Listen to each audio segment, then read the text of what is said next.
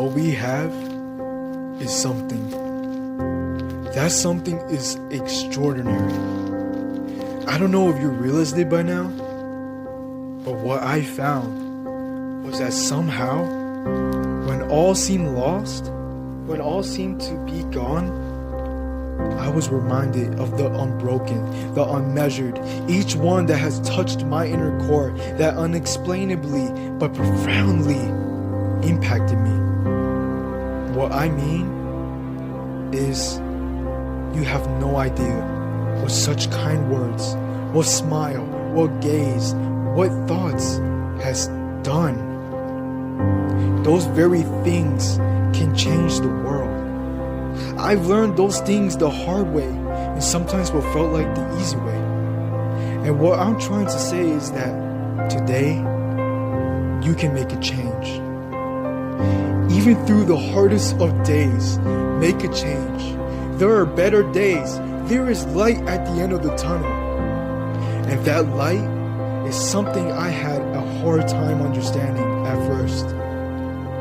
But once I've gotten closer and taken my first steps into something bigger than life itself and something far vast than me, or what my eyes can't see, and His name is Jesus, I would have never had noticed what that light was until I made a change of my perspective and kept on going, kept on exploring with the simple steps that led to His grace. I never knew what love was. I've heard many different things and stories what love was.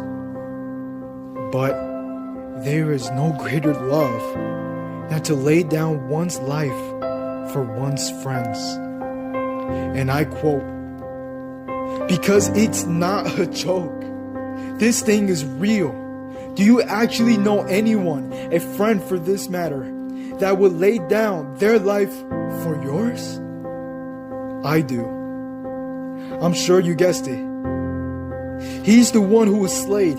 He's the one who was named. And He was the one who was tamed. And yes, even betrayed by one of His friends.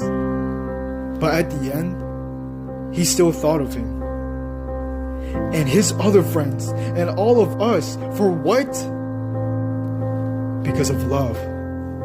Because He cared. Because He was kind. Shouldn't we ought to do the same?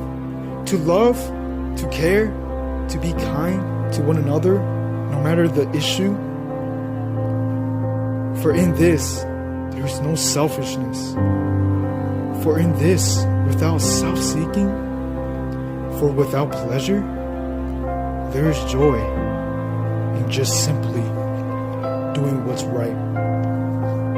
Whereas in selfishness, you can't help but to get what you want. And when you're afraid of losing it, you're afraid that that particular thing you don't want to lose out of selfish ambitions, someone's gonna take it away from you. Where in the midst of that darkness is just a short-lived productivity. And as you try to keep it up and adding, it will never eternally satisfy you. And in somewhere down that line comes fear. And fear leads to anger. And anger leads to hate. And hate leads to suffering. Yeah, Star Wars. And there is only one thing in all this: love. The teachings of Jesus is simple. Love. Love thy neighbor as thyself. Love your enemies and pray for those who persecute you. Love is the most powerful thing in the world. So what are you waiting for? Make a change.